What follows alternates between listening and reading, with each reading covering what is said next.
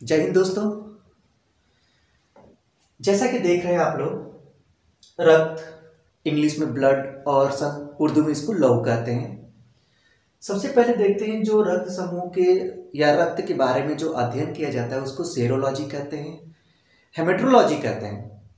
अब देखिए, सबसे पहले ये देखते हैं कि ब्लड जो होता है इसका रंग लाल होता है, गाढ़ा होता है, स्वाद में यह नमकीन और अपारदर्शी होता है। ठीक है, ये रक्त के बारे में सबसे पहले कुछ चीज़ें हम लोग पढ़ लेते हैं। जैसा कि देख रहे हैं आप लोग, प्राकृतिक कोलाइड यानी नेचुरल कोलाइड, ये जबकि एक रसायन विज्ञान से संबंधित है। हम लोग इसके बारे में बाद में अध्ययन करेंगे। बस इतना समझ लेते हैं कि कोलाइड होता क्या है। ये जो समांगी और विषमांगी यानी होमोजीनियस और हेट्रोजीनियस के दोनों के बीच वाला भाग होता है। ठीक है, और देखिए जैसे क्या होता है कि समांगी तथा विषमांगी मिश्रणों के बीच के गुण वाला एक मिश्रण जिसके कण बिलियन में समान रूप से फैले होते हैं। जैसे क्या होता है, इसके बारे में समझ लीजिए। बस इतना समझना है आप लोग को कि जैसे दूध होता है उसको हम लोग छानते हैं। छानते में तो दूध का जो लिक्विड वाला भाग होता है नीचे गिर जाता है, और जो मलाई होती है वो कपड़े में साथ या छन्नी में क्या हो जाती है, नीचे ऊपर जम जाती है। तो इसी को हम लोग कोलाइड कहते हैं। उसके बाद आते हैं संयोजी ऊतक। तो संयोजी ऊतक यानी कंजुगेटिव टिश्यू यानी कनेक्टिव टिश्यू, इसके बारे में देखते हैं। जो पदार्थों के संवहन के लिए एक माध्यम का कार्य करता है। वह गैसों को, गैस जैसे ऑक्सीजन, कार्बन डाइऑक्साइड आदि शरीर में पहुंचे बचे हुए भोजन को और हार्मोन उत्सर्जी पदार्थों को शरीर में एक भाग से दूसरे भाग में संवहन करने का कार्य करता है संयोजी ऊतक। इसके माध्यम से शरीर में पूरे भाग में क्या करता है, हमारे कार्बन डाइऑक्साइड, ऑक्सीजन और भोज्य पदार्थ के जो अवशेष बचे होते हैं जैसे प्रोटीन हो गया और हार्मोन्स हो गया, ये सब चीज़ों को ले जाने का कार्य करता है। और पीएच वैल्यू जो ब्लड होता है, जो खून होता है, इसका पीएच वैल्यू 7.4 होता है। जबकि देखिए जो 7.4 होता है, जो 7.4 होता है वो क्षार होता है, और जो 7 होता है उसको हम न्यूट्रल कहते हैं, और जो 7 से कम होता है उसको हम क्या कहते हैं, अम्ल कहते हैं। तो जो रक्त होता है उसका पीएच मान कितना होता है, 7.4 होता है, और इसलिए ये क्या होता है, क्षार होता है। ठीक है, देखिए मेल में जो ब्लड होता है वो 5.5 यानी 5.5 लीटर होता है, जबकि महिलाओं में क्या होता है, 5 लीटर होता है। देखिए जो अब आप लोग बताइएगा कि महिलाओं में कम क्यों होता है। हमने तो एक लोग से पूछा था तो उन्होंने बताया, वो शादीशुदा थे, तो उन्होंने बताया कि भाई वो खून चूसती हैं अपने दूसरे लोगों का यानी पति लोगों का, इसलिए उनमें क्या होता है, थोड़ा सा कम होता है ताकि वो खून चूस सके। ऐसे आप लोग क्या जानते हैं इसके बारे में कमेंट करिएगा। जहाँ तक ये मुझे गलत ही लगता है, आप लोग के समझ में क्या आता है आप लोग बताइएगा। तो इसलिए जो महिलाएं होती हैं, जो औरतें होती हैं, उसमें 5 लीटर खून होता है, और पुरुषों में क्या होता है, 5.5 लीटर खून होता है। देखिए ये पूरे शरीर के वजन का लगभग 7% क्या होता है, खून होता है। ठीक है, अब देखिए फीमेल में हीमोग्लोबिन की मात्रा कम होती है। जो औरतें होती हैं उसमें हीमोग्लोबिन की मात्रा कम होती है, जिसके कारण इसमें खून क्या होता है, कम होता है। ठीक है, अब देखिए, अब इसके बारे में हम लोग निर्माण के बारे में देखते हैं।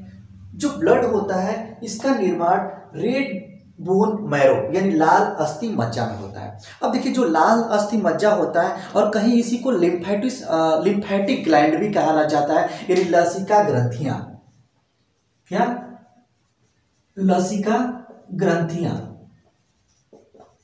में ब्लड का निर्माण होता है वयस्क मनुष्य में। लेकिन ये जो देखिए होता क्या है कि ये जब हम लोग हड्डियां, जो हम लोग की मोटी मोटी हड्डियां होती हैं, उसमें क्या होता है कि ये जो हड्डियां होती है उनके बीच में ये जाली की नुमा में लाल कलर का ये क्या अस्थि मज्जा, लाल कलर की जालियां पाई जाती हैं, और इसी में ब्लड का निर्माण होता है।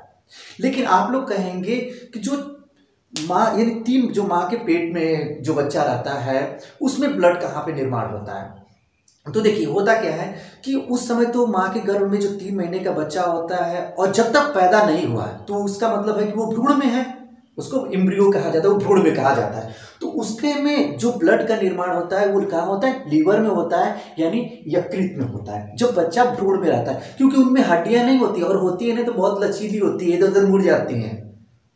ठीक है, अब देखिए सबसे पहले उसके बाद देखते हैं स्टोर, जो ब्लड होता है वो स्टोर कहाँ होता है, तो स्टोर स्प्लीन में होता है। कहाँ पे होता है, उसी स्प्लीन को हम लोग प्लीहा भी कहते हैं। ठीक है, और इसी प्लीहा को हम लोग तिल्ली भी कहते हैं, ध्यान दीजिएगा, तिल्ली भी कहते हैं, नोट करते जाइएगा आप लोग। ठीक है, अब देखिए जो मलेरिया नामक बीमारी होती है ये स्प्लीन में ही है, ध्यान दीजिएगा, जिसके कारण ब्लड क्या हो जाता है, इफेक्ट हो जाता है। मलेरिया नामक जो बीमारी होती है स्प्लीन में ही होता है, जिसके कारण ब्लड क्या होता है, इफेक्ट होने लगता है। और यहाँ पे स्प्लीन देखिए, इसको ब्लड बैंक भी कहा जाता है। क्या कहा जाता है, ब्लड बैंक कहा जाता है, और इसको ग्रेवयार्ड यानी कब्रिस्तान भी कहा जाता है। क्या कहा जाता है, कब्रिस्तान। क्यों कब्रिस्तान कहते हैं, इसके बारे में हम लोग देख लेते हैं। देखिए होता क्या है, स्प्लीन में ही जो आरबीसी होता है ये जाकर के स्प्लीन में ही क्या हो जाता है, मरता है, और स्प्लीन में मरने के बाद क्या हो जाता है, स्प्लीन में इकट्ठा हो जाता है, जिसके कारण हम क्या कहते हैं, इसको कब्रिस्तान कहा जाता है। जो आरबीसी होता है ये आरबीसी जाकर के क्या हो जाता है, यहाँ पे डेड हो जाता है। ठीक है, मरता है, इसलिए स्प्लीन में क्या हो जाता है, इकट्ठा होता है, जिसको हम लोग क्या बोलते हैं, कब्रिस्तान यानी कब्र कहते हैं। किसको, इसी प्लीहा को, तिल्ली को यानी स्प्लीन को। अब देखिए कोलेस्ट्रॉल क्या होता है।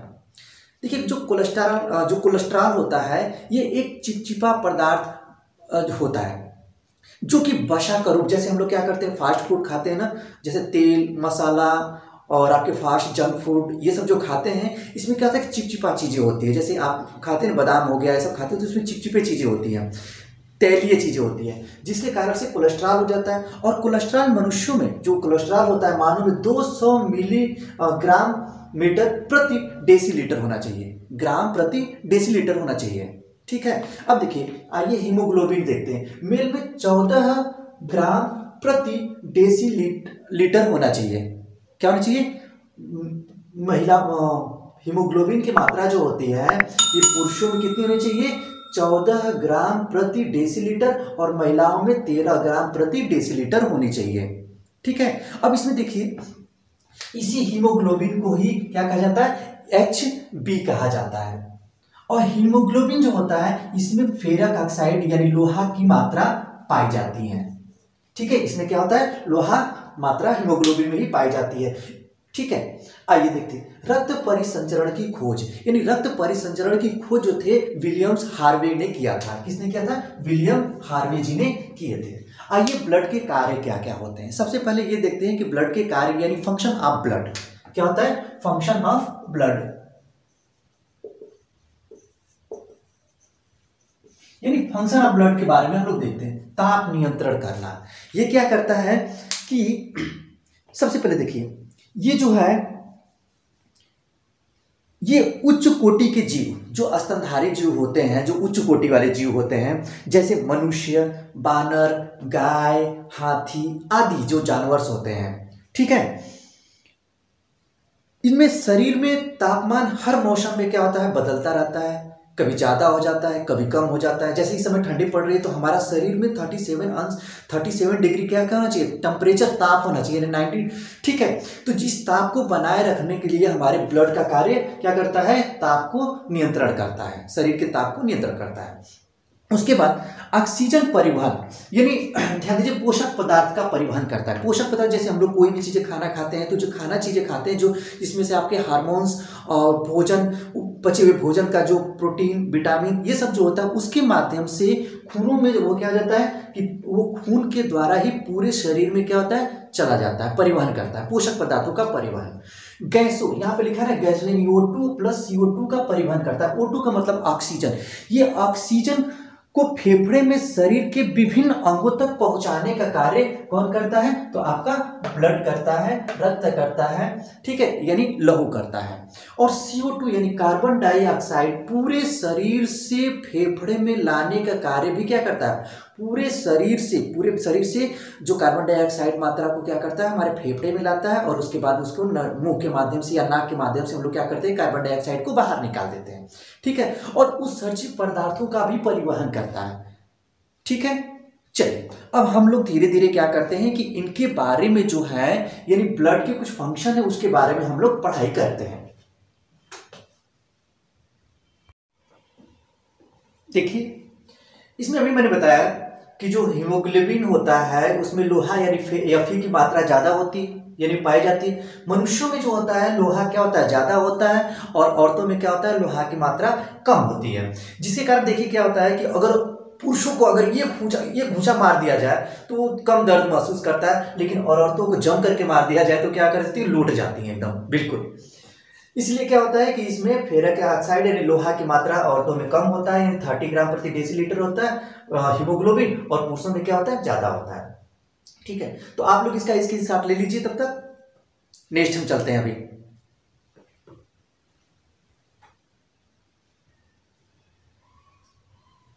देखिए रक्त यानी ब्लड, ये जो होते हैं ये 2 प्रकार के होते हैं। होता क्या है कि पहला होता है प्लाज्मा और होता है कॉर्पस, उसी को रुधिराणु कहते हैं। जो प्लाज्मा होता है ये 60 से 55% मनुष्य के खून में पाया जाता है। देखिए ये जो होता है प्लाज्मा ये हल्का सा पीला होता है, इसके बारे में देखते हैं। जो प्लाज्मा होता है होता क्या है, यह रक्त का एक मृत भाग होता है। ये क्या होता है, रक्त का मृत भाग होता है, ध्यान दीजिएगा, रक्त का अमृत भाग क्या होता है, प्लाज्मा होता है, ठीक है। और ये पूरे शरीर जो जल होता है ये 90 से 92% इसमें क्या होता है, जल होता है। जो प्लाज्मा में 90 से लेकर के 92% तक क्या उस प्लाज्मा में जल होता है, और जबकि 8 या 10% क्या पाया जाता है इसमें, कार्बनिक और अकार्बनिक पदार्थ पाया जाता है। क्या, कार्बनिक और अकार्बनिक पदार्थ पाया जाता है। क्या पाया जाता है, कार्बनिक और अकार्बनिक पदार्थ पाया जाता है, ठीक है। अब देखिए प्लाज्मा जो होते हैं यह अगर इसमें से ये 2 प्रकार के प्लाज्मा होते हैं, एक होता है फाइब्रिनोजेन और एक होता है प्रोथ्रोम्बिन। जो अगर प्लाज्मा से फाइब्रिनोजेन अगर निकाल लिया जाए तो इसी से क्या हो जाता है हमारा, इसी अलग कर दिया जाए तो इसी को हम लोग क्या कहते हैं, सीरम कहते हैं। क्या कहते हैं, सीरम। अगर हम प्लाज्मा से फाइब्रिनोजेन को निकाल लें तो क्या बन जाता है हमारा, सीरम बन जाता है, जिससे ब्लड उलट की जांच की जाती है, ठीक है। अब हम लोग आते हैं यहाँ पे कार्पसल पे, इसी को बोलते हैं रुधिराणु। ये 40 से 45% इसमें क्या पाया जाता है, ब्लड में कार्पसल यानी रुधिराणु, उसी को रुधि कणिकाएं भी कहते हैं। इसमें 3 भाग होते हैं। पहला जो होता है एक आरबीसी होता है, जिसे हम लोग क्या कहते हैं, रेड ब्लड कार्पल्स कहते हैं, व्हाइट ब्लड कार्पल्स, और प्लेटलेट्स होता है, यानी आरबीसी, डब्ल्यूबीसी और प्लेटलेट। सबसे बारे में हम एक देखते हैं कि जो आरबीसी होता है इसका टेक्निकल नाम क्या होता है, एरिथ्रोसाइट होता है। इसका टेक्निकल नेम क्या होता है, एरिथ्रोसाइट होता है। और जो डब्ल्यूबीसी होता है इसका टेक्निकल नेम क्या होता है, ल्यूकोसाइट होता है। और जो प्लेटलेट्स होता है इसका टेक्निकल नेम क्या होता है, थ्रोम्बोसाइट होता है, ठीक है। जो आरबीसी होता है इसमें क्या होता है कि 50 लाख आरबीसी के पाए जाते हैं। कहीं कहीं इसमें 5 मिलियन यानी 5M लिखा रहता है, यानी मिलियन भी पाया जाता है।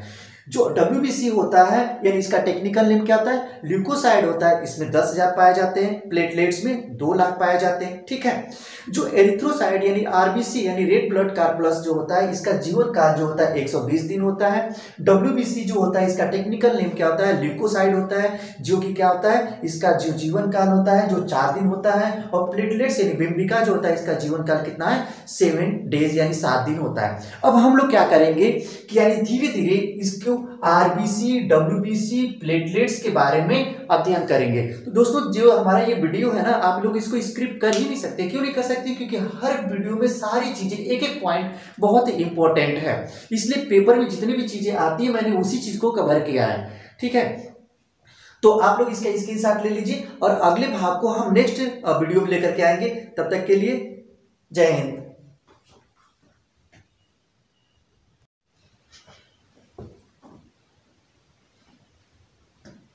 देखिए, सबसे पहले हम लोग देखते हैं क्या आरबीसी। आप जानते हैं कि आरबीसी का जो टेक्निकल नेम होता है क्या होता है?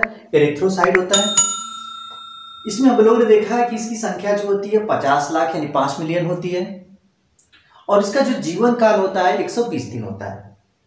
देखिए, जो आरबीसी यानी रेड ब्लड कॉर्पस का जो आकार होता है यह गोल, छोटी, चपटी तथा बीच में दबी हुई होती है। इसका मतलब है कि ये कैसा होता है? इसका ये मतलब है कि ये उभयावतल होता है, यानी बाइकोन की तरफ होता है। यानी क्या होता है कि जैसे गेंद होता है तो वो गेंद क्या होता है, गेंद में थोड़ा सा बीच में पतला, जैसे दबा देते हैं बीच में, तो वैसे उस आकार का होता है।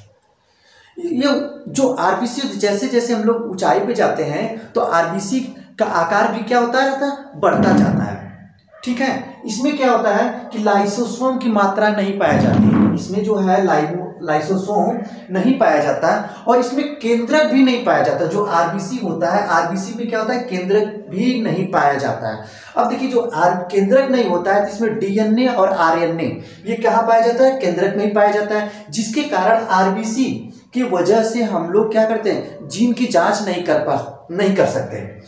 इसमें देखिए क्या होता है कि आरबीसी की कमी से ही एनीमिया नामक रोग होता है। ठीक है, अब देखिए, जो केंद्रक इसमें नहीं पाया जाता है आरबीसी में, मानी सभी लोग में, लेकिन ऊंट और आपका जिराफ और लामा, इनमें 3 ऐसे जानवर हैं जिनमें आरबीसी में भी क्या होता है? केंद्रक होता है। अर्थात ये तीनों क्या है? अपवाद है। कौन कौन? ऊंट, लामा और आपका जिराफ। ठीक है, अब देखिए, जो लाइसोसोम होता है, यहां पे ध्यान दीजिएगा, जो आरबीसी शरीर की सभी कोशिकाओं में ऑक्सीजन यानी O2 पहुंचाने तथा वहां से CO2 कार्बन डाइऑक्साइड गैस लाने का कार्य करता है। कौन करता है? तो आपका आरबीसी कार्य करता है। ठीक है, अब देखिए ध्यान दीजिएगा, आरबीसी की जो मृत्यु होती है, ठीक है, यह आरबीसी की मृत्यु यकृत में होती है। अतः इसीलिए यकृत को यानी हम लोग क्या कहते हैं कि आरबीसी का कब्र कहा जाता है, यानी कब्रिस्तान कहा जाता है। ठीक है, अब देखिए, इसी के वजह से मैंने बताया आरबीसी की कमी से क्या होता है? कमी से एनीमिया नामक रोग हो जाता है। इसके जो कार्य होते हैं, लोहा युक्त यानी फेरिक Fe जो होता है, इसमें प्रोटीन पाया जाता है, जिसके कारण हीमोग्लोबिन क्या होता है? हीमोग्लोबिन, जिसको क्या कहते हैं? हीमोग्लोबिन कहते हैं। और हीमोग्लोबिन के कारण ही आरबीसी का रंग कैसा होता है? तो लाल होता है।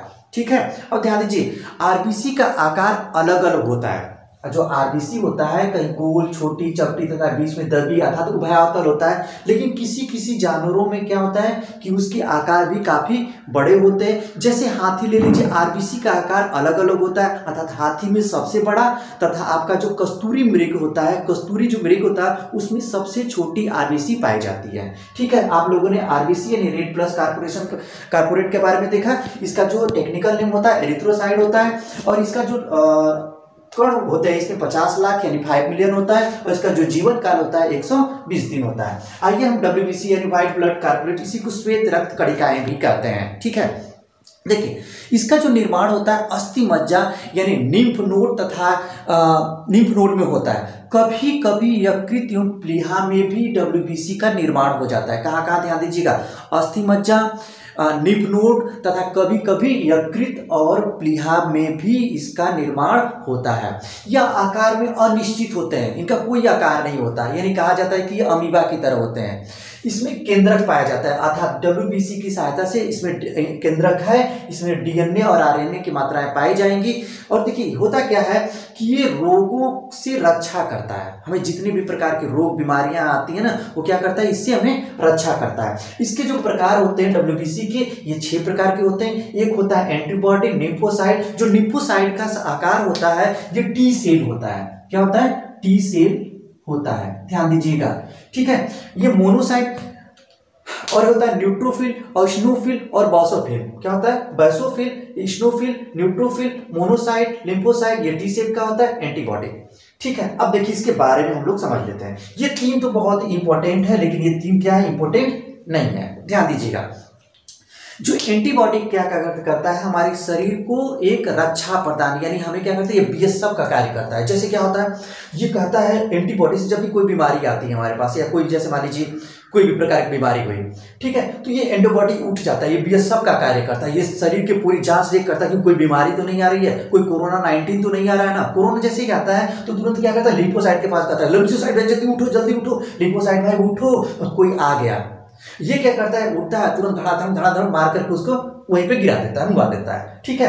अब उसके बाद क्या होता है? मोनो जो साइट आता है, मोनोसाइट क्या करता है? ये बड़ा होता है और उसको भक्षण करता है, वो खा लेता है उसको, यानी वहां से क्या करता है? अब मृत शरीर है, तो आप लोग पूछे भाई क्या होगा वो मृत शरीर, यानी जो बीमारी होगी मर गई तो वो कहाँ जाएगी? तो ये क्या करता है? मोनोसाइट इसको खा लेता है, और ये बीमारी को खाने का कार्य करता है, और इसलिए क्या होता है? बड़ा होता है, ठीक है। और इसका कोई रोल उतना ज्यादा नहीं होता है। अब देखिए आप लोगों ने देखा कि जो आरबीसी होता है ये हमेशा जागृत करता है, हमें कोई भी कार्य, जैसे हो क्या होता है कि आरबीसी जो होता है कि सर कोई भी काम करने के लिए जागृत उत्पन्न करता है, कहता है करो करो करो, और लेकिन ये क्या करता है? हमें डब्ल्यूबीसी एक रोगों से लड़ाता है। और ये प्लेटलेट्स, ये आकार में उत्तल लेंस की तरह होता है, यानी उत्तल लेंस क्या होता है? इस तरह से आकार में आपका होता है, ठीक है। इसमें केंद्रक नहीं पाया जाता है, ये हमें शक्ति प्रदान करता है। क्या करता है? ये हमें शक्ति प्रदान करता है। इसकी मृत्यु जो होती है प्लीहा में हो जाती है। इसका जो कार्य होते हैं, ये रुधिर का थक्का बनाती है,